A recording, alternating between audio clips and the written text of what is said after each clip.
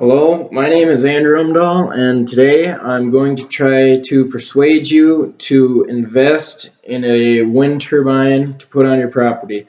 Um, the reason why I chose this topic is because in my community there's going to be lots of wind turbines being put up here within the coming years, and so I guess it's kind of important to me, I guess. The three main topics I plan to cover are just information about the wind turbines, the advantages to having a wind turbine on your property, and why wind energy is better than other energy sources.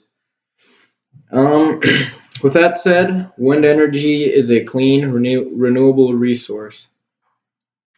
Wind turbines can be found pretty much anywhere across the country, but the wind turbines I'm going to be giving you information about here and that are used to actually capture wind energy are industrial wind turbines. And the most general model in the United States is the GE 1.5 megawatt. This specific wind turbine has a 212-foot tower, and on top of that is 116-foot blades, usually three blades.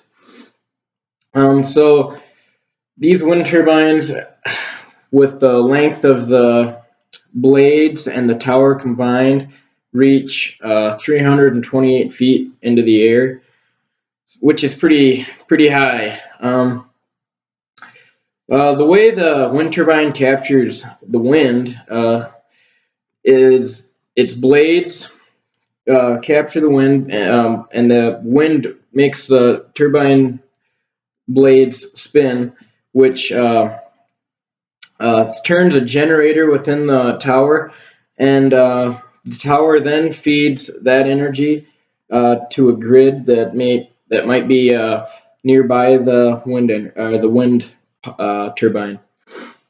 The next important point is that it's considered when turbines are going up in your area is to put one on your property. In South Dakota, for instance, wind turbines can be put up on farms and ranches all across the state.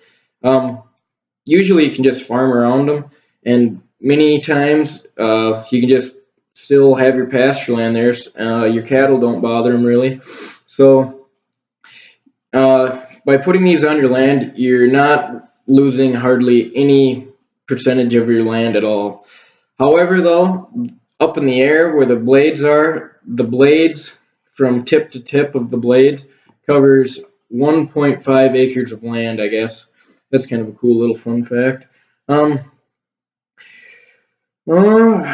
I was saying, the energy companies that own the wind turbines, they have to pay you rent to put one on your property.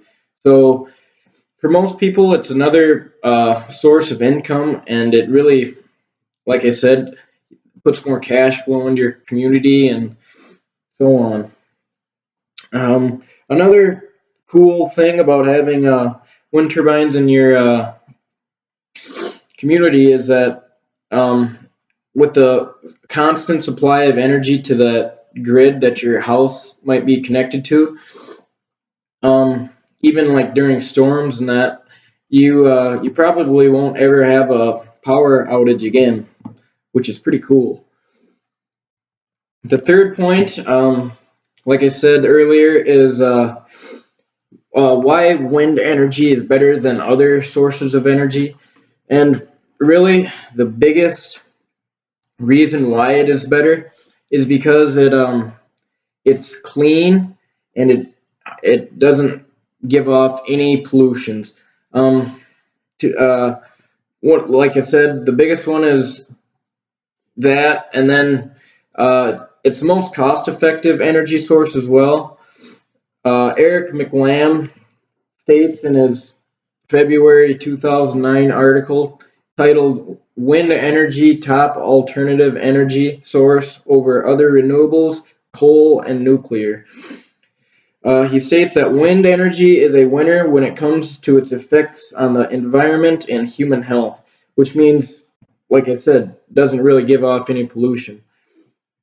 Another thing that Eric McLam mentions in his article is that on a scale consisting of 8 different sources, starting with nuclear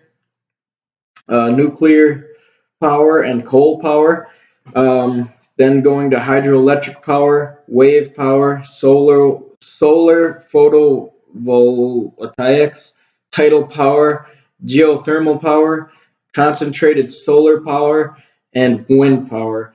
Wind power is at the top of the list because it it's the most it's the best electric power source. Um, the three topics provided are very relevant to us who live in South Dakota because South Dakota is the third windiest state in the nation, right behind Nebraska and Kansas. So, you know, by putting wind towers up, there's going to be a lot of wind for them to capture. Um, Wind energy is a clean, renewable resource. And I hope that many of you look into building some wind towers to strengthen your communities, maybe even put some money in your wallets. Thanks for watching.